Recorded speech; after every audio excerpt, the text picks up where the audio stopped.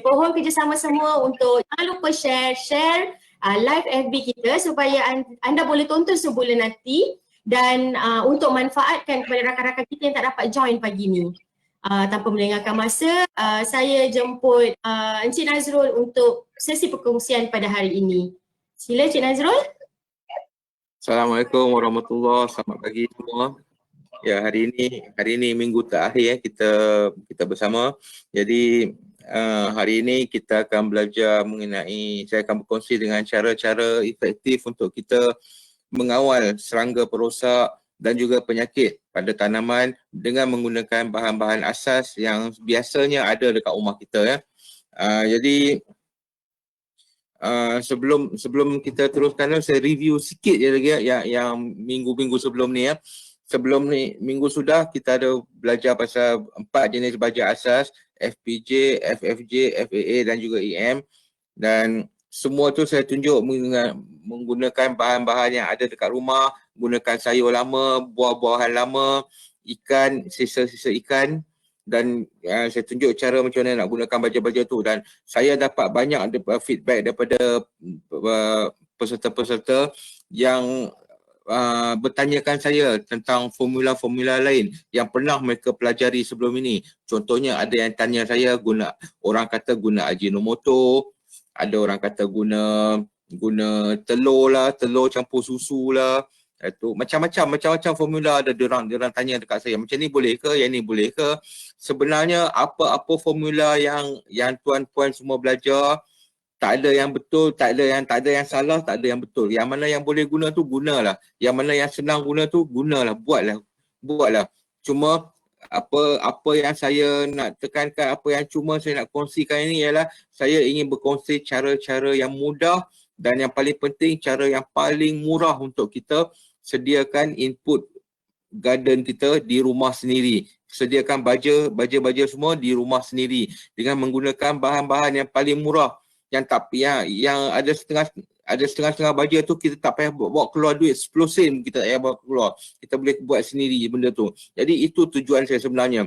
Kalau benda tu kita buat sendiri tapi kena keluar belanja banyak, nak kena beli benda tu, nak kena beli benda ni untuk semata-mata untuk buat baja sini. Jadi benda tu orang kata defeat the purpose lah. Purpose kita nak kurangkan belanja, kita nak hasilkan kebun kita dengan belanja yang paling minima. Itu tujuan kita. Jadi kalau kita kena keluarkan belanja untuk beli macam-macam benda untuk buat baja kita sendiri, baik kita beli yang dah siap. Kan? Jadi itu yang tujuan.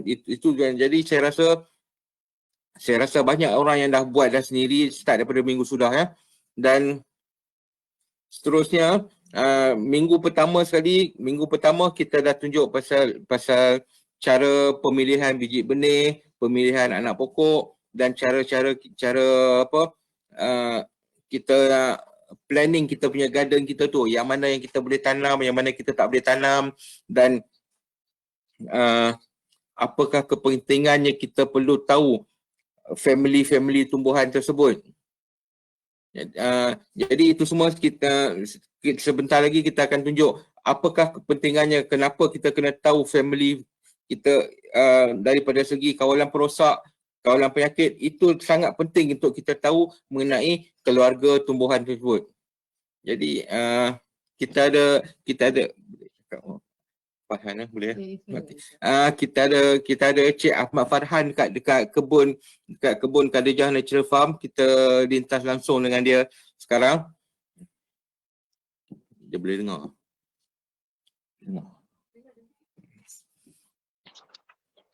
Boleh. Assalamualaikum Cik Nazrul. Waalaikumsalam. Cik Ahmad Farhan. Sihat alhamdulillah. Cik Ahmad Farhan sekarang ni dekat kebun kami ya, Khadijah Natural Farm. Betul, di Pembukaan. Macam mana? Okey ya, Cik Ahmad Farhan, kalau Cik Ahmad Farhan boleh tunjuk dekat mana kita berada sekarang. Ya, kalau kita masuk Khadijah Natural Farm ni, ini pintu masuk masuk ni kita akan nampak buat masa sekarang ni adalah rimbunan pokok-pokok kacang panjang. Di Khadijah Natural Farm ni kita ada 30 jenis tanaman, tetapi bukannya semuanya kita tanam sekali 30 jenis tanaman kerana kami bahagikan daripada 3.5 ekar Khadijah Natural Farm ni, kami bahagikan kepada 7 lot. 7 lot ini kami tanam berbeza-beza tanaman yang kita rotate setiap satu season. Ya, contohnya sekarang ni, kita masuk sekarang ni kita nampak kacang panjang. Tetapi kalau tuan-puan datang melawat dalam 3 atau 4 bulan akan datang, kacang panjang ni tak ada dah. Kita tukar dengan benda lain. Kita tukar dengan tanaman daripada keluarga yang lain pula. Jadi seperti mana yang saya tunjukkan pada minggu pertama yang mana kita perlu asingkan tanaman mengikut keluarga dia, serupa juga dekat sini ya. Mula-mula sekali kita ada lebih kurang 500 pokok kacang panjang ni di mula-mula ni, dan kemudian di sebelahnya kita plot yang sebelahnya pula kita tanam tanaman daripada kumpulan keluarga yang lain, iaitu kangkung. Di sebelah kacang panjang tu ada kangkung. Sebentar lagi kalau Cik Farhan dia jalan ke depan sikit, kita boleh nampak tanaman kangkung, dan di sebelah kangkung pula ada bayam. Okey, Cik Nazrul, ada satu soalan boleh ke saya tanya? Ya, silakan. Okey, Cik Nazrul, saya nak tanya, kalau pokok macam ni, adakah dia sihat ataupun macam mana? Macam mana tu saya tak kurang jelas Cik Farhan.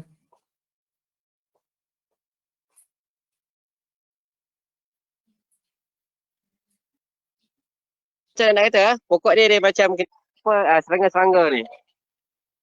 Ya. Dia kawalan serangga dan perosak secara organik ni, dia sebenarnya bukannya membunuh serangga, dia bukan membunuh perosak. Dia konsep dia ialah menghalau. Jadi kalau ada sikit-sikit tu, itu memang biasa. Dia memang natural. Dia berbeza dengan kawalan perosak secara chemical kita spray mati terus. Yang ni tidak, dia akan menghalau serangga, menghalau perosak. Dan ini kangkung, pokok kangkung. Nah, kalau ada fun fact sikit lah, ni bunga kangkung. Bunga kangkung ni kita jarang sekali pokok kangkung ni, tanaman kangkung ni nak mengeluarkan bunga. Kalau dia keluarkan bunga macam ni, ini adalah satu indikator menunjukkan bahawa musim hujan bakal bermula. Dan memang betul pun sekarang ni tengah musim hujan dekat sini, 3-4 hari ni hari-hari hujan. Oh, macam tu saya baru tahu fun fact sebenarnya Cik Nazrul. Okey, kita bergerak lagi Ini tempat apa Cik Nazrul? Kita tanam apa kat sini? Yang tadi tu kangkung itu kangkung liar, dia tumbuh sendiri kat tepi-tepi tu je. Dan seterusnya lepas kita ada bayam. Okey, bayam di sini ya. Ya. Yang tengok. Jadi tadi mula-mula tadi masuk tadi kita ada kacang panjang kan. Selepas kacang panjang tu kita di plot yang sebelahnya tu kita tanam tanaman daripada kumpulan keluarga yang lain pula, iaitu kangkung tadi. Kangkung dengan kacang panjang memang sasah lah daripada keluarga yang berbeza. Jadi maknanya, itu cara yang kita kawal serangan perosak. Kalau kena apa-apa masalah dekat kacang panjang, kangkung tak kena. Kalau apa-apa masalah dekat kangkung, kacang panjang tak kena. Kerana dia berbeza keluarga. Jadi perosak dia tu berbeza, jadi dia tak boleh serang semua sekali. Itu cara kawalan kami. Jadi kalau datang ke Khadijah Natural Farm ni, kalau nak tengok lautan tanaman daripada satu jenis, iaitu monoculture. Monoculture maknanya satu kebun tanam satu jenis tanaman ni, itu bukan kat sini ya. Kat sini kita ada pelbagai jenis tanaman. Kita gunakan cara yang mana saya ajar pada minggu pertama lagi ya. Kita tanam berbeza-beza kumpulan family yang berbeza. Family yang berbeza kita boleh tanam berdekatan. Jangan tanam family yang sama dekat-dekat untuk mengelakkan, untuk mengawal sebarang kerosakan daripada penyakit dan juga perosak. Jadi lepas daripada bayam tadi, kita ada timun. Ni semua sedang bersedia semua ni dah matang lah, sedang bersedia untuk mengeluarkan bunga dan buah.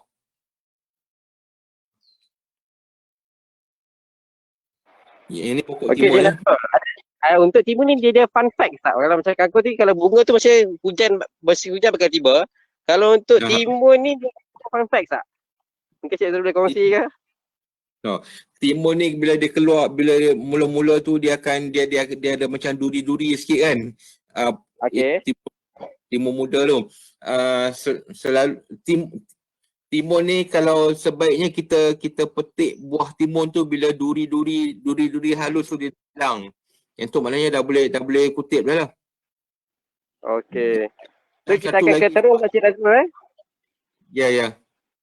Dan satu lagi fun fact yang untuk tuan-puan yang ada tanam timun, kacang panjang, sebarang jenis tanaman menjala, sebarang jenis tanaman menjala, contohnya timun, kacang panjang, kacang buncis, apa-apa saja, faham yang jenis menjala, naik pagar apa semua tu, semua jenis tanaman ni dia punya hasil tu pastikan tuan-puan harvest masa dia muda lagi ya, masa dia hijau. Jangan bagi buah tu jadi tua dekat pokok. Contohnya kalau tanam timun, jangan bagi timun tu tua dekat pokok. Kalau tanam kacang panjang, jangan bagi kacang panjang tu tua. Kena sentiasa kutip, kena sentiasa peka. Jangan bagi ada satu pun jadi tua dekat pokok. Sebab apa? Sebab jenis-jenis tanaman yang jenis menjala ni, dia punya pantang dia satu je. Kalau ada hasil dia tu yang tua dekat pokok tu, lepas tu pokok tu mesti akan mati. Tapi kalau kita sentiasa kutip, kita sentiasa harvest masa dia muda tu, pokok tu dia boleh tahan lama. Jadi pastikan jangan ada satu pun hasil yang tua dekat pokok. Asal ada tua dekat pokok je, tengoklah minggu depan mati pokok tu. Okey Cik Nazrul, terima kasih. Kita sekarang dekat bahagian terus Cik Nazrul. Mungkin cara bercerita penjagaan terung dan sebagainya, terung bulat ini Cik Nazrul. Ya, terung bulat. Okey. Terung bulat ni dia satu dia keluarga yang hampir juga dengan cili dan tomato.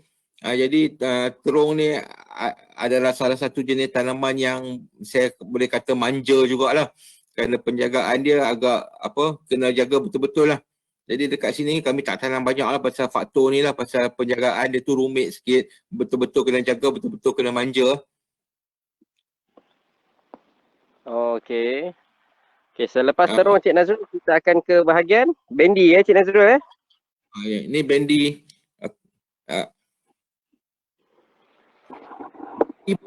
Serupa juga, lebih kurang sama juga macam pokok menjala lain. Kita kena sentiasa kutip dia bila dia muda untuk bagi jangka masa hayat pokok tu lebih lama.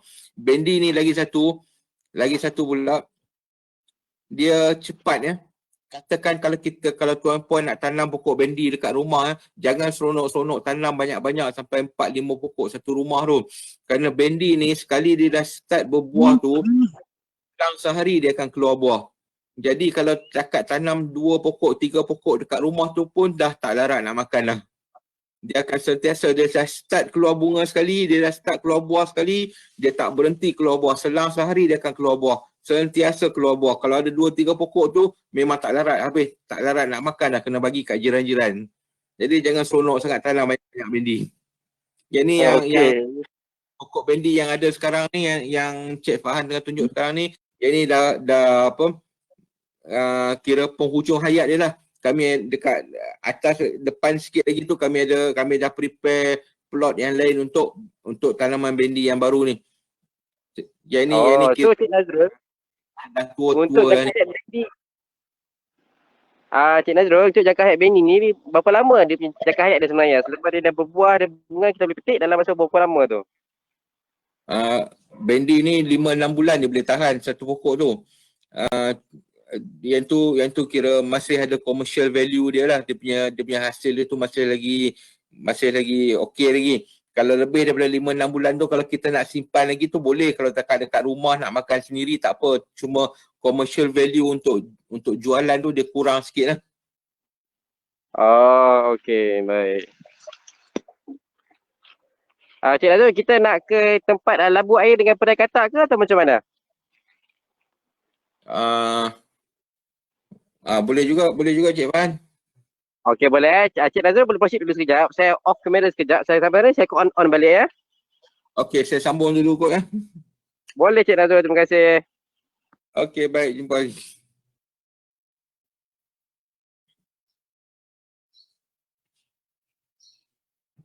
Okey, jelas tadi kita nampak tadi macam mana dekat kebun tadi bagaimana kami asingkan daripada keseluruhan 3.5 ekar tu, kami asingkan kepada beberapa plot dan setiap plot tu kami tanam tanaman daripada kumpulan keluarga yang berbeza. Jadi untuk mengelakkan penyakit. Dan bukan itu saja nah, bila satu plot tu dah sampai tahap melebihi commercial value dia, yang maknanya kami kena cabut dan tanam semula. Kami tak tanam benda yang sama di plot yang sama. Contohnya macam tadi tu, yang tadi Cik Fahan tunjuk tadi, mula-mula kita masuk tadi kita nampak kacang panjang. Kacang panjang tu jangka masa lebih kurang 4, 5 ke 6 bulan macam tu, sebelum dia dah jadi tua, dah hasil dia pun dah mula menurun. Jadi kami akan cabut tu semua tu dan gantikan dengan tanaman lain pula. Tanaman lain tu kami tak tanam kacang panjang ataupun keluarga yang sama di situ. Kami tanam benda lain pula. Contohnya macam katakan terung ke, bayam ke apa, asalkan jangan keluarga yang sama. Kerana kadang-kadang penyakit bukan sangga penyakit dekat dalam bawaan tanah ni, yang maknanya yang ada di dalam tanah tu, dia tak akan serang terus. Dia simpan dulu, ambil tenaga dulu. Tapi bila kita tanam semula lepas itu, kalau dia daripada keluarga yang sama, dan ingat lagi yang minggu pertama lagi saya dah kata, keluarga yang sama akan menarik penyakit yang sama dan akan menarik perosak yang sama. Jadi kalau kita tanam keluarga yang sama di tempat yang sama, penyakit tu baru dia akan mula keluar untuk menyerang. Sama macam dekat rumah, pernah tengok dekat rumah kadang-kadang kita tanam contohnya senang cerita cabai dekat dalam pasu. Kita tanam dalam pasu dekat rumah, lepas tu kita dapat hasil yang baik, yang cantik, kita pun seronok dapat hasil baik, elok. Dan kemudian dah sampai satu tahap pokok cabai kita tu dah kurang mengeluarkan hasil. Jadi kita cabut, kita tanam yang lain pula. Tapi dalam pasu yang sama tu, jangan kita tanam pokok cabai juga. Kerana dia adalah keluarga yang sama. Kerana bila mula-mula kita tanam tadi, kita dapat hasil yang baik kerana dia berada dalam keadaan yang optimum. Dan dia dalam tanah tu mungkin ada penyakit, mungkin ada perosak, tapi kita tak tahu. Dan dia tak menyerang lagi pada waktu yang pertama. Bila kita tanam lagi sekali, dengan kita tanam tanaman yang keluarga yang sama di tempat yang sama, baru dia akan mula keluar dan menyerang. Itulah pasal kadang-kadang kita hairan kenapa kita tanam cabai, kita dapat hasil banyak, sedap makan, seronok makan, boleh bagi dekat jiran-jiran lagi. Tapi lepas kita tanam semula pokok yang sama, cabai tu juga dekat tempat yang sama juga, sepatutnya hasil yang sama lah kan. Tapi kali kedua kita tanam tu kita tak dapat hasil yang sama macam sebelumnya. Kita kadang-kadang tak jadi terus pun ada.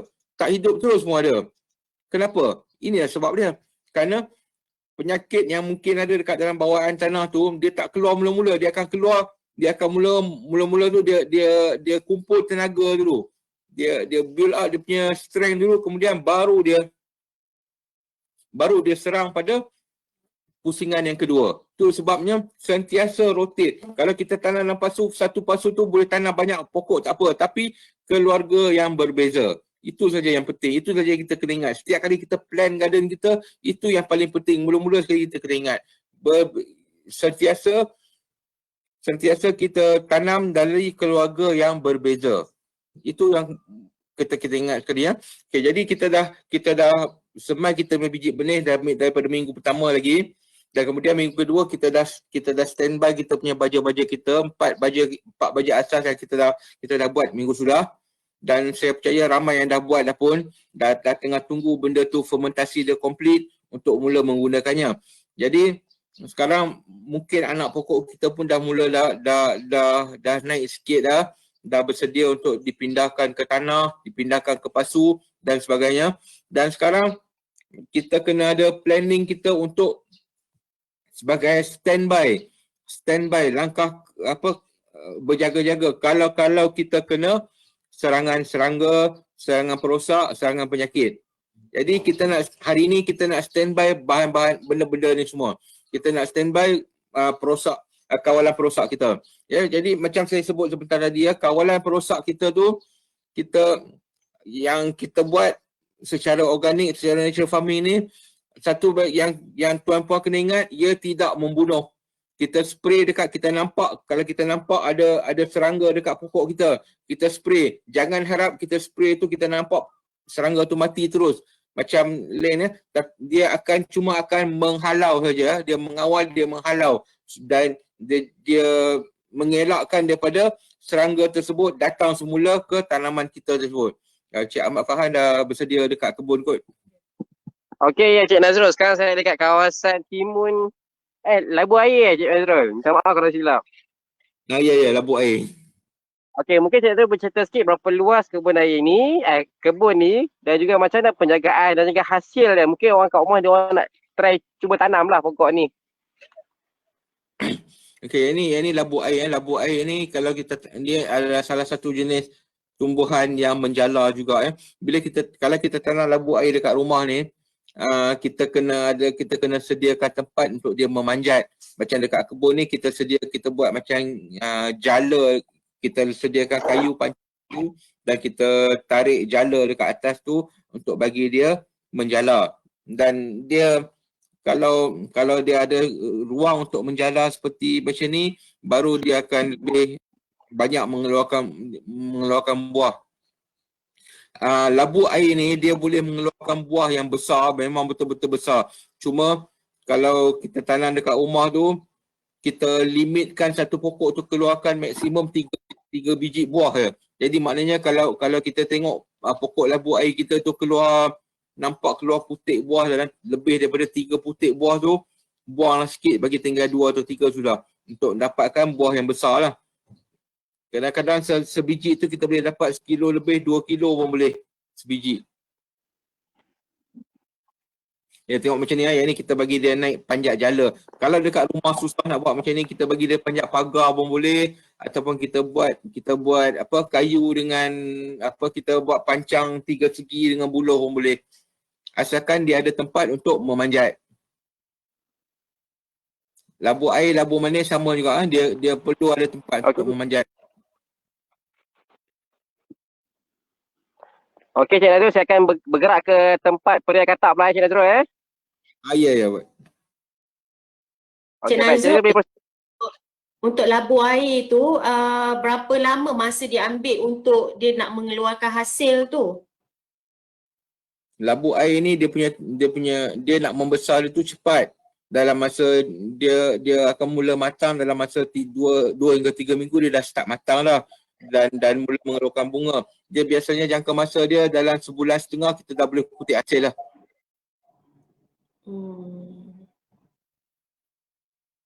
Okey Cik Nazrul, boleh teruskan? Okey, sementara kita tunggu Cik Farhan sampai ke kawasan Peria Katak kita share kawalan perosak yang pertama. Okey Cik Nazrul, sebelum tu dah sampai tempat Peria Katak lah kita. Okey, dah sampai dah Cik Farhan dekat ni. Yang ni Peria Katak. Peria Katak. Ini sedap ni. Peria Katak ni dia apa khasiat dia Cik Nazrul? Peria Katak ni selalunya orang guna untuk kawal diabetes Makan macam tu. Makan macam tu saja Cik Nazrul kelak dah. Tapi memang betul-betul pahit lah. Orang kata kalau tak pahit tak ubat lah kan.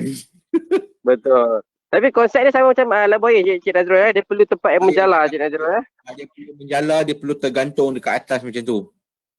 Okey. Tempoh dia berapa lama Cik Nazrul? Lebih kurang macam tu juga, 1.5 ke 2 bulan. So pokok dia selepas dia mengeluarkan buah, kita kena buang semua tanam balik ke ataupun dia akan keep on producing buah lagi? Serupa juga macam tu, lebih kurang 5 ke 6 bulan kita akan gantikan dengan pokok baru. Okey. So selepas ni apa plan, selepas Peria Katak ni apa tanaman seterusnya? oleh kerana kawasan ni dah memang ada dah memang disediakan dengan tempat menjala dengan jala apa semua tu, kami akan gantikan dengan pokok menjala jugalah, tapi daripada keluarga yang lain macam kacang pula ke, timun ke. Oh, konsep macam tu Cik Nazrul. Tak boleh guna tanam sekolah yang sama, same family Kita tak tanam balik apa dia kata di tempat yang sama untuk mengelakkan Okey. ni perosak lah. Dan satu lagi fact untuk tanaman jenis macam ni, kalau dekat rumah kita tanam jenis macam ni, mungkin yang susahnya tu, mungkin tuan-puan fikir susah kita nak sediakan tempat dia menjala, nak sediakan kayu, nak sediakan jala. Tapi sebenarnya kalau kat sekeliling rumah kita tu ada pagar dawai tu kan, yang tu pun boleh, dia bagi dia naik, bagi dia panjat pagar pun boleh. Ataupun kalau kita dekat rumah kita tu ada pokok besar ke apa ke, bagi dia panjat pokok besar pun boleh.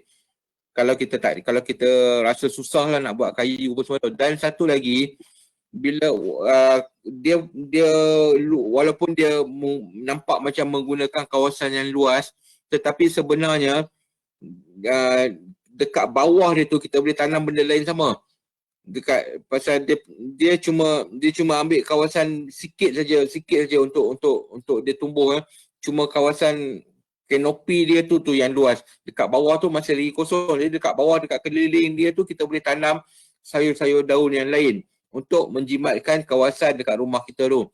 Kita boleh tanam sawi ke, kumpulan lain family lain, sawi ke, kailan ke dekat bawah dia tu. Jadi kita boleh menjimatkan space ruang kita. Peria katak ni dalam pasu pun kita boleh tanam, pasu kecil pun boleh. Dia yang penting itu ada tempat menjala dah cukup. Itu saja. Ada tempat menjala, hiduplah dia, insya-Allah. Okey. Okey, terima kasih Cik Nazrul. Saya rasa saya dah buat tu pagi ni ke Khadijah Natural Farm. InsyaAllah saya akan jumpa lagi Cik Nazrul selepas ini. Baik. Terima kasih, insya-Allah. Okay, Assalamualaikum. Cik Nazrul. Waalaikumsalam. Cik Nazrul, kita dah ada beberapa soalan. Mungkin lebih spesifik dia nak tahu untuk kawalan perosak untuk sesuatu tanaman tu. Tapi mungkin Cik Nazrul boleh ceritakan dulu dengan kita apa cara-cara kawalan perosak, dan nanti mungkin boleh berikan contoh juga kawalan perosak ni untuk tanaman yang jenis yang macam mana. Silakan Cik Nazrul. Okey, baik. Terima kasih. Okey, mula-mula sekali saya akan tunjuk satu formula kawalan perosak ini secara general ya. Kawalan perosak ni, yang ni adalah kawalan perosak organik yang komersial. Selalunya kita nampak jual dekat kedai-kedai yang dia tulis label kata kawalan perosak organik apa semua. Yang ni biasanya ini adalah formula asas dia yang kita boleh buat dekat rumah. Dan kalau tuan-puan ingat lagi minggu sudah, bila kita buat baja tu saya ada cerita pasal pantang larang kan. Pantang larang untuk buat baja, apa dia ingat lagi kan? Nombor satu sekali, first sekali yang perlu kita ingat, jangan guna air pipe direct. Air yang ada klorin kita tak boleh guna kan untuk buat baja. Betul kan? Ingat. Dan untuk kawalan perosak ni, air klorin tak ada masalah, boleh guna. Air pipe direct boleh guna, tak ada masalah. Kerana bila kita buat baja minggu sudah tu, kita membiakkan mikroorganisma. Bila kita guna air yang berklorin, mikroorganisma tu mati. Tapi untuk kawalan perosak ni, kita bukannya nak membiakkan mikroorganisma. Konsepnya ialah kita nak menghasilkan satu cecair untuk kita spray pada pokok tu, pada tanaman kita tu. Kita nak menghasilkan sesuatu cecair yang akan menghalau serangga. Apa benda yang boleh menghalau serangga tu, tuan-puan kena ingat, yang paling basic sekali yang tuan-puan kena tahu ialah benda yang berbau kuat dan benda yang pedas. Dua benda ni saja. Tuan-puan tahu dua benda ni, insya-Allah boleh buat apa-apa benda dekat rumah ya. Okey. Untuk formula yang biasa saya guna untuk kawalan perosak ialah saya gunakan benda-benda macam ni. Boleh tolong ambil.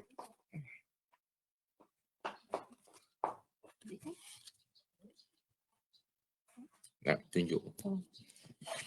Okey, yang ni bahan-bahan dia.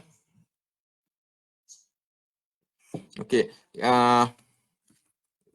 bawang putih, halia, kunyit, lengkuas, bawang. Ni salah satu guna, nak guna semua pun boleh, salah satu pun boleh ya. Cili, cili padi, cili kering, serai, lada putih. Jadi ni semua ni ya, ini bahan-bahan pedas, bahan-bahan bau kuat ya, bahan-bahan buat rendang.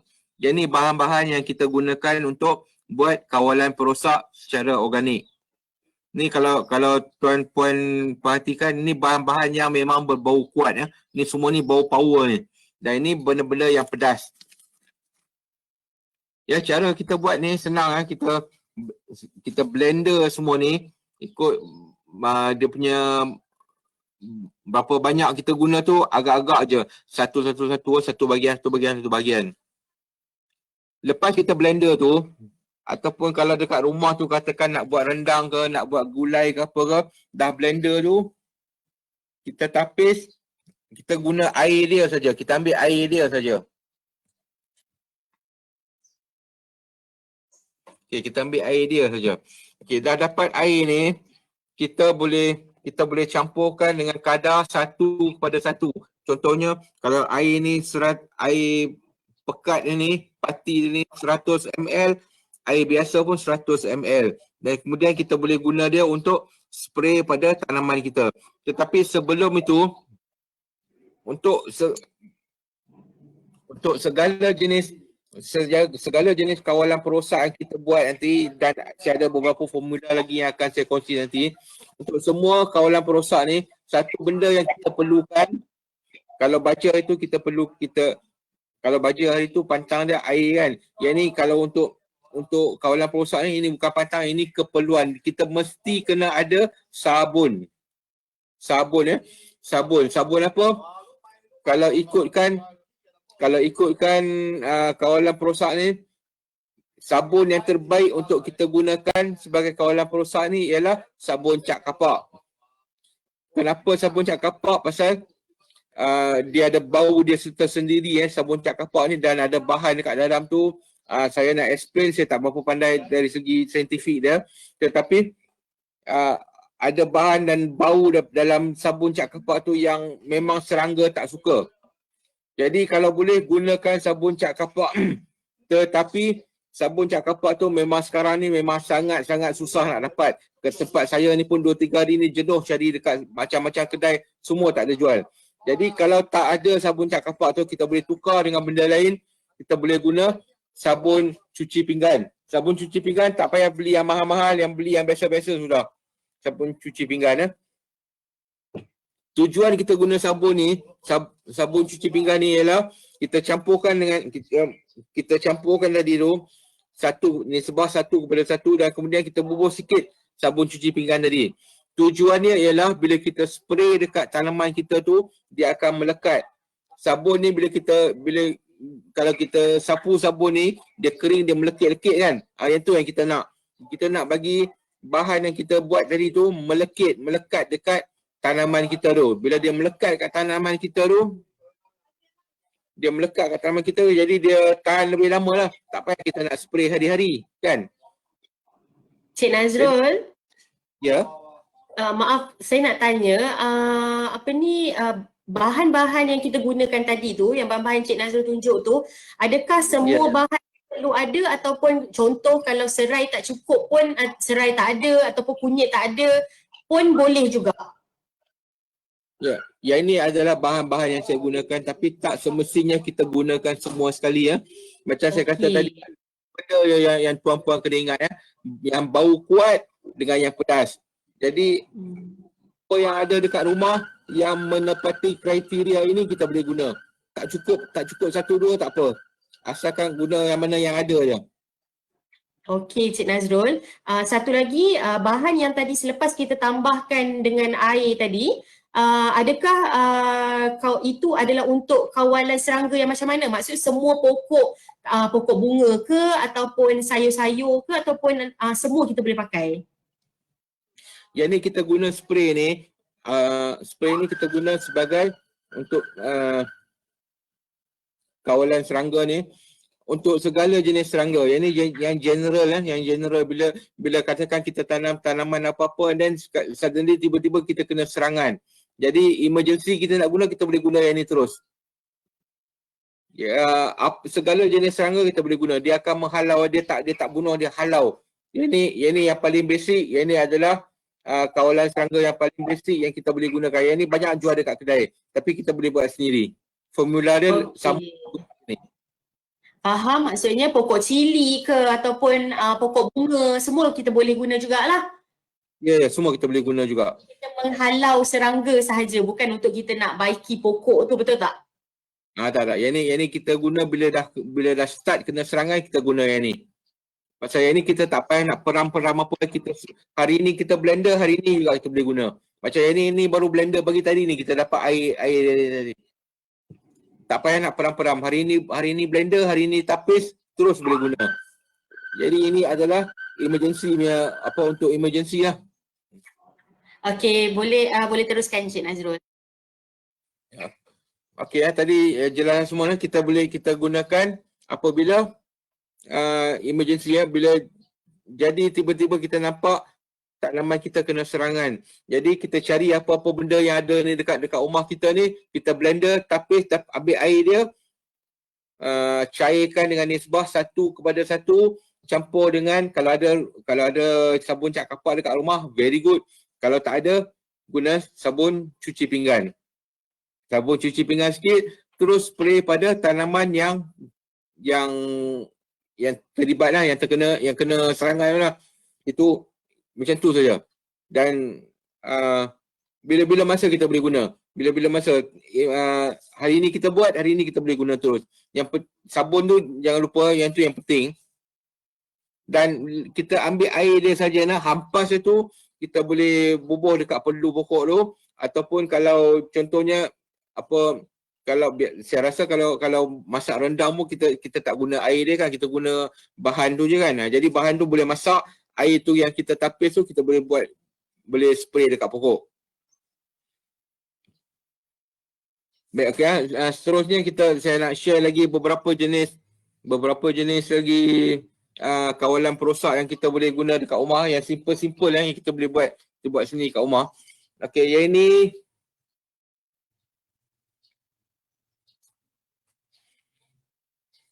ini nama dia daun semambu, ataupun dalam bahasa Inggerisnya neem, N-E-E-M. Yang ni pokok ni selalunya orang guna untuk kalau anak demam campak, daun ni orang selalu guna lah. Pokok ni selalunya dekat rumah orang India selalu ada pokok ni. Dia orang selalu tanam pokok ni. Jadi yang ni kita boleh kita boleh gunakan untuk kawalan perosak juga. Cara dia kita nak guna ni, kita ambil daun ni, kita rendam dalam air selama beberapa hari. Yang ni ambil masa sikit untuk kita gunakan. Kita rendam dalam air sampai dia layu.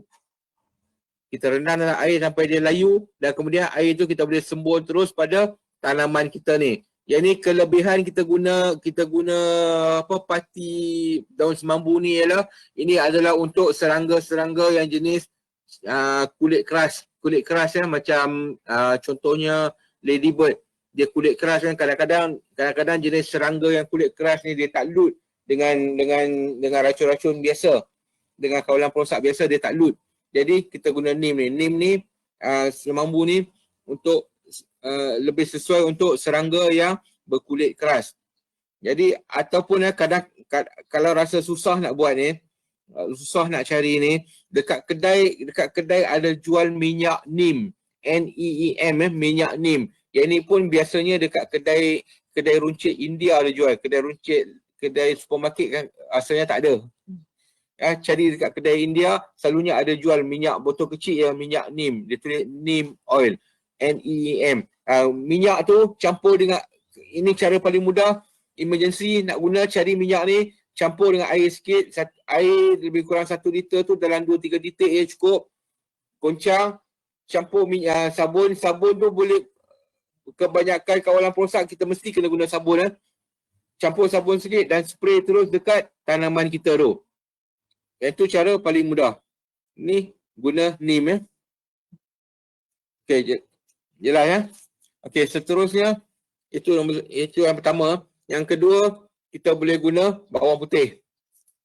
Bawang putih ni ini paling mudah, cara paling malas lah orang kata. Ambil beberapa ulas ni, macam ni, terus saya letak dekat dalam pasu. Letaklah terus dekat dalam pasu. Ambil ulas-ulas macam ni, letak dekat dalam pasu. Tak payah nak potong ke, nak tumbuk ke apa, tak payah. Letak terus dekat dalam pasu. Berapa banyak ulas pun tak apa. Letak terus dekat dalam pasu. Kalau dia tumbuh, tak apa, biar dia tumbuh. Kalau dia keluar putih, dia keluar daun, tak apa, biar. Lagi bagus. Kerana bila kita letak macam tu pun dia akan mengeluarkan bau, serangga tak berani nak datang. Ni senang macam tu. Dia tumbuh, biar dia tumbuh. Terusnya, air sabun macam tadi kita guna tadi, sabun cat kapak paling baik. Kalau tak ada sabun cat kapak, kita guna sabun cuci pinggan. Sabun cuci pinggan tak payah yang mahal-mahal, sabun yang biasa-biasa pun tak apa. Yang kedai RM2 punya pun boleh. Walaupun sabun tu kita guna untuk cuci pinggan tak apa nak berkesan, tapi kita boleh guna dekat pokok. Dan sabun saja, tak payah nak campur apa-apa. Dan seterusnya, cara yang keempat ialah, yang saya boleh gunakan ialah ni, chrysanthemum. Pokok bunga chrysanthemum ni. Yang ni kita guna bunga dia saja. Kita guna bunga dia ni. Cara dia, bunga ni kita rendam dalam air. Rendam dalam air sampai dia layu. Sampai dia dah jadi lembik lah. Kemudian tapis air dia tu campur dengan sabun macam biasa dan kita sembur pada pokok, pada tanaman yang terlibat.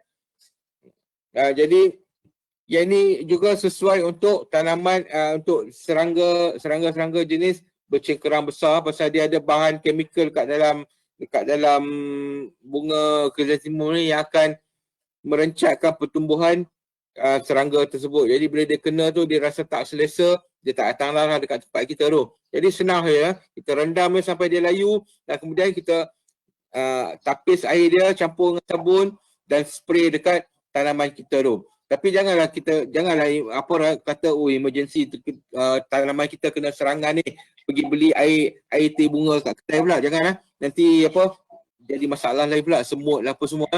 Mau kita nak yang betul-betul natural macam ni, kita rendam saja. Jadi kita rendam saja. Ya. Okey, saya ada soalan maksudnya kalau untuk yang bunga chrysanthemum ni, dia akan ambil masa sedikit lah sebab kita nak kena rendam dia bagi layu dulu, betul tak? Ya. Masa berapa lama agaknya? Mungkin dalam 3-4 hari lah sampai daun tu dia jadi lembik, jadi lunyai kan. Okey, macam yang tu Cik Nazrul maklumkan tadi, untuk sesuai dengan serangga yang bercengkerang sikit lah, maksudnya lebih kepada macam siput macam tu ke? Siput ada formula lain, kejap lagi saya cerita. Oh, ada lain lagi. Sebab tu mungkin peserta kita nak tahu contoh-contoh, maksudnya perosak jenis yang macam mana sesuai dengan kita punya formula tadi tu. Okey, nanti Cik terangkan. Okey, teruskan. Yang mula-mula tadi saya tunjuk tadi tu, yang benda yang kena mungkin kurang jelas sikit, je saya nak jelaskan kembali. Yang formula mula-mula saya cerita tadi tu, yang kena blender tadi tu, yang blender kita tapis tu, lengkuas, serai, halia, bawang putih yang kita blender, ambil air dia tu, iaitu adalah kawalan perosak, boleh katakan emergency lah. Maknanya benda tu contohnya hari ni kita nak siram pokok, kita nampak kita punya tanaman kita tu kena serangan. Jadi kalau kita benda-benda yang cara-cara lain ni semua ni ambil masa sikit kan, 2-3 hari untuk kita prepare. Tapi yang blender tu kita nampak kita punya tanaman tu kena serangan, sekarang juga kita boleh buat, sekarang juga kita boleh guna. Jadi maknanya kita tak payah nak tunggu. Yang blender ambil air, tapis air tu semua tu, yang tu kita boleh buat sekarang dan guna sekarang. Tapi yang lain yang saya share lepas-lepas tu tadi, daun semambu, bawang putih, air sabun, chrysanthemum, yang ni ambil masa sikit. Yang ni kita boleh buat in advance untuk supaya standby pun kita boleh buat. Yang lain-lain yang saya share ni, benda ni mudah nak buat, cuma memerlukan masa sikit untuk kita prepare. Jadi kalau kita saja-saja kita nak buat, kita nak prepare, simpan boleh. Tak ada masalah, kita boleh simpan lama-lama benda tu. Jadi yang lain-lain ni semua ni mudah untuk digunakan, mudah untuk kita prepare, cuma ambil masa sikit. Ya. So ni kita dah buat 4 lah tadi. Tadi daun semambu, garlic, air sabun, chrysanthemum, bunga kek wah tadi. Okey, dah 4 lah. Dan seterusnya adalah spray cabai. Kita tengok macam tadi, saya kata tadi, benda bau, benda pedas. Jadi kita blender ini pun kita boleh buat untuk emergency ya. Cari apa-apa cabai macam mana pun asalkan yang betul-betul pedas. Cabai kering boleh, cili padi boleh, cabai masak kurang pedas sikit kan. Jadi cari yang mana yang betul-betul pedas, kita blender, ambil air dia, spray dekat pokok. Yang ni pun untuk segala jenis serangga. Serangga macam mana pun tak apa, jenis-jenis cekerang, tak cekerang, kita boleh guna spray lada ni. Asalkan apa-apa saja yang pedas ya. Yang tu untuk cabai ya. Seterusnya air tembakau. Air tembakau ni kita banyak guna untuk ulat korek batang, ulat dekat dalam tanah. Ini kita boleh guna air tembakau. Tembakau tu dekat kedai biasa tu kita boleh, saya tak tahu lah berapa ringgit sebungkus tu, saya jarang guna ni. Air tembakau tu rendam dalam air selama 1 ke 2 hari sampai air tu bertukar jadi color, tapis dan spray terus dekat pokok. Dan sabun jangan lupa, sabun mesti kena ada. Apa-apa kawalan perosak yang melibatkan cecair kena bubur sabun supaya dia melekat dekat tanaman tersebut ya. Seterusnya yang ketujuh. Yang ni mungkin susah sikit nak buat tapi sangat-sangat efektif kalau kita boleh buat ya. Daun tomato. Daun tomato tu, kita rendamkan daun tomato tu sampai dia macam tadi juga, macam yang lain-lain juga, kita rendam sampai dia lunyai.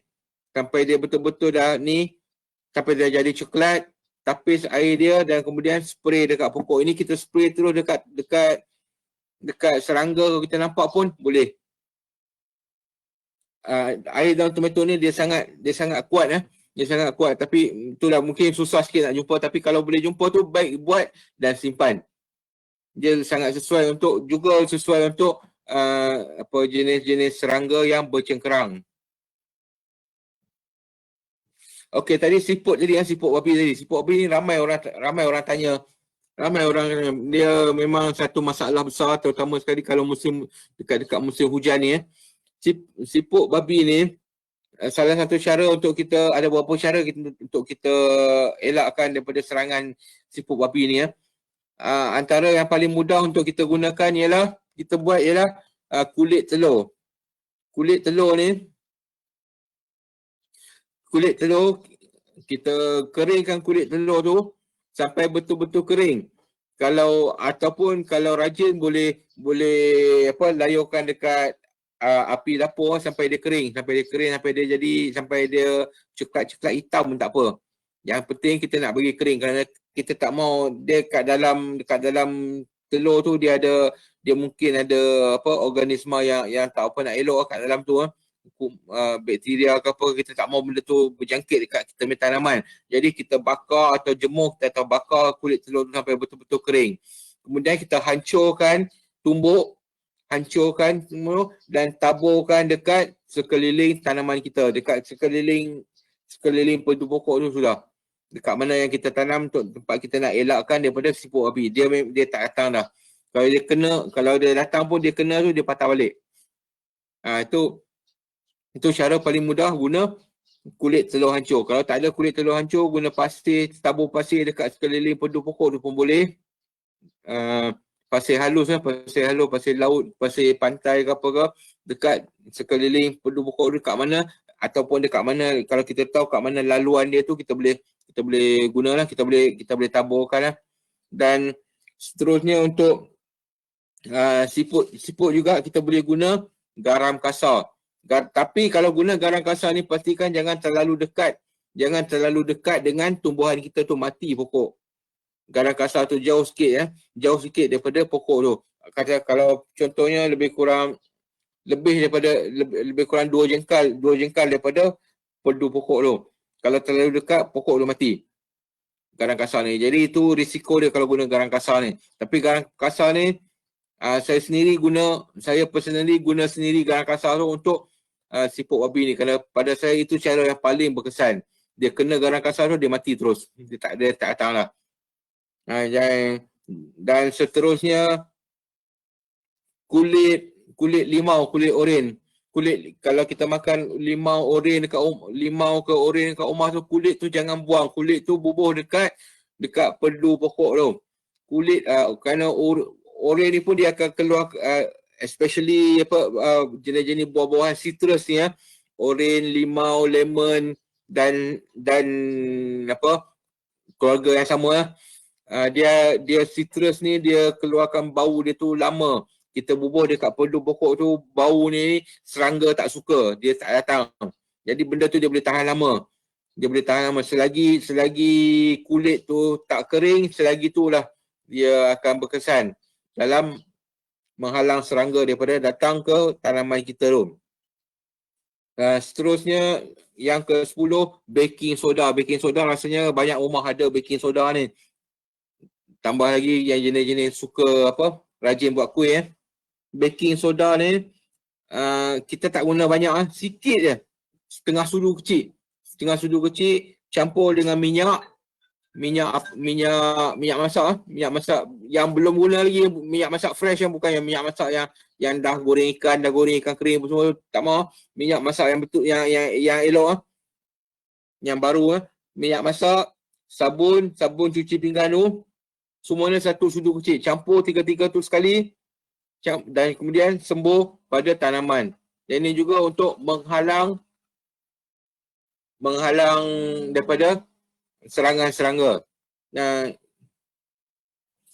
Ada juga orang tanya kalau nak kawal rumput macam mana? Rumput naik dekat keliling pokok. Selain daripada kita potong secara manual, kalau ada satu cara lagi iaitu kita gunakan cuka masak tu, campurkan dengan garam pada kadar ini kena guna banyak sikit pada kadar 1:1. Contohnya kalau kita guna cuka tu 500 ml, garam pun kena banyak lah. Garam pun lebih kurang banyak tu juga. Lebih kurang campurkan sekali tu. Dan juga serupa juga mesti kena ada sabun cuci pinggan tadi tu atau sabun cat kapak tu dan spray dekat rumput-rumput ni. InsyaAllah dalam tak berapa lama lepas tu dia akan mula mengering dan mati terus. Lalat buah kalau kita tanam contohnya pokok pelam, pokok-pokok yang buah besar ni, pokok pelam, selalunya pokok pelam lah. Pokok pelam ni kadang-kadang buah dia nampak cantik, elok apa semua. Bila dah masak, kita kutip nak makan, kita kupas kulit, tengok dekat dalam berulat.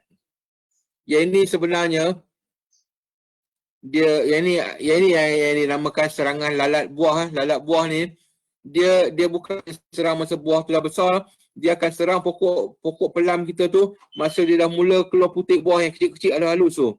Masa tu lalat buah ni dia akan injekkan telur dia tu dekat dalam putik buah tu. Dan kemudian telur tu dia akan terus mengembang dekat dalam buah tu daripada kecil hingga besar. Dan bila dah besar tu, bila buah kita tu dah masak, kita kupas kat dalam tu ada ulat. Yang tu lava pada ulat buah tu. Jadi kalau kita nak elakkan serangan ulat buah ni, kena daripada awal-awal lagi, daripada dia mula start berbunga lagi, kita dah kena start lah. Kita kena start buat kawalan dia. Cara dia ialah, ingatlah FFJ yang kita buat minggu sudah tu, fermented fruit juice, iaitu baja daripada buah-buah lama ni. Yang minggu sudah kita buat daripada pisang kan. Okey. FFJ ni kita campur dengan cuka asli. Cuka asli tu apa cuka asli ya? Cuka asli tu bukan cuka buatan yang kita beli dekat supermarket, yang kita beli dekat kedai runcit tu, yang cuka masak tu, yang tu bukan cuka asli, itu cuka buatan. Yang tu bahan kimia 100%. Yang ni cuka asli ni macam contohnya cuka kurma ke, cuka nipah ke, apa dia lagi, cuka beras. Ini semua adalah cuka asli, cuka yang dihasilkan daripada buah-buahan, daripada bahan lain. Kita guna cuka ni saja. Cuka ni campur dengan FPJ tu sikit. FPJ, cuka asli dan juga pisang. Kena pisang lain tak boleh. Pisang, tak payah pisang yang baru, guna pisang yang dah hitam pun tak apa. Okay, cara dia, kita gunakan, kita cari botol air mineral macam ni. Bahan tadi tu cuka asli dengan FFJ tadi tu, dengan pisang tadi, kita masukkan kat dalam botol ni. Masukkan kat dalam botol ni. Dan kemudian tutup botol ni terus. Kita buat lubang, guna pisau kita buat lubang sikit dekat sini, agak-agak sebaris macam ni, agak-agak cukup untuk lalat tu masuk. Dan kemudian gantungkan ni dekat pokok pelam kita, gantung kat pokok pelam kita. Jadi bahan yang kita buat tadi tu dia akan mengeluarkan bau yang sangat-sangat menyenangkan untuk lalat buah ni. Jadi dia tak pergi dekat pokok kita, dia akan pergi kat sini. Dia akan pergi kat sini, dia masuk kat dalam ni, dia akan terperangkap kat dalam ni. Jadi dan seterusnya menyelamatkan buah kita tadi tu. Jadi dia akan lebih suka bau yang dihasilkan oleh bahan ni tadi. Jadi yang penting tadi tu ya, cuka asli, FFJ tadi dan juga buah pisang. Mesti buah pisang lah, jangan buah lain. Buah lain tak jadi. Encik Nazrul, Ya, kan. tanya, cuka apple tu boleh ke tak boleh? Ya, cuka apple pun boleh. Cuka apple pun boleh. Dia Okey. cuka asli, cuka yang dihasilkan daripada buah-buahan yang lain. Jangan cuka masak tu je. Cuka masak tu dia tulis sana cuka buatan yang tu iaitu bahan kimia 100% dia tak jadi. Okey, faham. Cik Nazrul, ada apa-apa lagi yang masih belum dikongsikan ke? Kalau tak apa, saya rasa dah habis dah formula-formula ni. Kalau ada apa-apa nak tanya lagi boleh tanya, insya-Allah. Okey, sebab tadi pun ramai yang tanya, mungkin ramai yang nak tahu adakah formula-formula tu sesuai untuk jenis-jenis tanaman apa. Jadi soalan-soalan pun insya-Allah dah terjawab. Yang kalau perlukan secara emergency tu, kita ada bahan-bahan pedas dan bahan-bahan buat rendang lah, senang cerita. Kita buat dan kita buat spray. Untuk saya yang baru ni, saya tertanya-tanya spray tu kepada tanaman tu di daun dia lah kan, Cik Nazrul? Ya, dekat daun dia. Okey.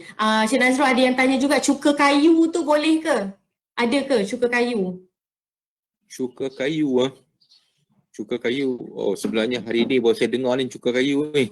Oh ya ke? Saya pun baru first time juga dengar ni. Mungkin lebih kepada yang buah lah kot. Tapi pada asasnya kalau cuka tu adalah cuka daripada, bukan cuka buatan, dia daripada dia dihasilkan daripada bahan lain, insya-Allah memang boleh digunakan lah. Cuma cuka, pasal cuka buatan dia adalah dia asid sebenarnya. Bila asid tu dia tercampur dengan FFJ, kita campur dengan pisang tadi tu, dia jadi benda lain. Okey, Cik Nazrul, ada satu lagi soalan, untuk serangan kulat bagaimana untuk cegah secara organik? Untuk kulat biasanya kita guna ada satu ini formula yang saya tak share tadi ya. Kalau kulat selalunya pokok cabai, pokok terung, pokok tomato selalu kena kulat putih-putih tu. Selalunya cara paling efektif untuk menghalang kulat ni kita guna lactobacillus tu, kalau kita tengok dekat dalam air cultured milk tu, dekat dalam tu ada lactobacillus tu. Yang tu bahan tu yang boleh menghalang kulat. Tapi cara kita nak guna tu, kita tak gunalah. Contohnya kalau kita beli, tak payahlah kita beli susu culture tu sebotol semata-mata untuk kita spray kat pokok. Kita buat sendiri pun boleh. Kita guna untuk kita buat sendiri tu, kita guna susu apa pun tak apa, susu anak tak habis pun boleh, susu fresh pun boleh. Susu fresh kita beli, simpan dalam peti air 2-3 hari tu, lupa nak minum, susu tu jadi masam pun boleh juga kita guna susu-susu ni. Cuma susu pekat tak boleh. Yang tu bukan susu betul Yang tu bukan susu betul. Susu tin tu tak boleh. Jadi kita guna susu ni, kita campurkan sikit, kita campurkan dengan air basuh beras. Okey. Kita basuh beras, air tu kita simpan, kita tambah sikit susu dulu. Kadar dia tak kisah macam mana pun, boleh ada banyak pun banyak, ada sikit pun sikit. Kita campurkan dua ni, susu dengan air basuh beras. Biarkan semalaman sehari. Hari ni buat, esok baru guna. Spray terus dekat tanaman kita tu. Jangan lupa sabun kena ada. Dia tujuan kita guna sabun tu macam saya kata tadi, untuk bagi bahan tu melekat dekat tanaman kita tu. Kalau kita tak bubuh sabun, kita spray hari ni, dia kering habis hilang. Esok kita kena spray lagi. Banyak kerja. Jadi tapi kalau kita bubuh sabun, kita spray hari ni, esok, lusa, tulat ada lagi. Selagi tak hujan tak hujan dia ada lagi, dia lagi dekat pokok tu. Okey. Okey, Cik Nazrul, kita pun dah keseluruhan masa kita dah habis. Okey, satu lagi saya tanya soalan, kalau kita guna sabun dari minyak terpakai boleh ke? Ya, boleh. Kita boleh guna juga sabun minyak terpakai tu. Okey. Okey, Cik Nazrul, terima kasih. Selama 3 minggu kita bersama dengan Cik Nazrul, kita buat perkongsian dari awal sebab kita nak supaya peserta kita dapat create satu garden untuk di rumah ataupun di komuniti masing-masing. Daripada awal kita belajar berkenaan pencarian benih, jenis-jenis benih, and then kita dah belajar juga DIY cara buat kita punya baja, dan hari ni juga Cik Nazrul dah kongsikan pula bagaimana kawalan perosak. So saya harap semua peserta kita dapat orang kata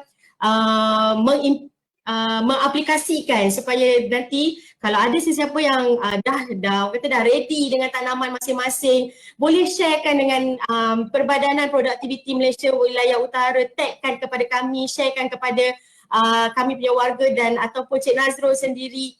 Kami teringin nak tahu perkembangan, adakah semua peserta kita mengaplikasikan daripada ilmu-ilmu yang Cik Nazrul telah kongsikan. InsyaAllah MPC Wilayah Utara akan terus mengadakan program-program yang produktif macam ni, dapat memberikan faedah kepada semua, dan nantikan kami akan war-warkan lagi lah. InsyaAllah kita akan buat lagi sesi seterusnya yang macam ni sebab kita tengok ramai sangat permintaan dan ramai rupanya minat dengan agro ni.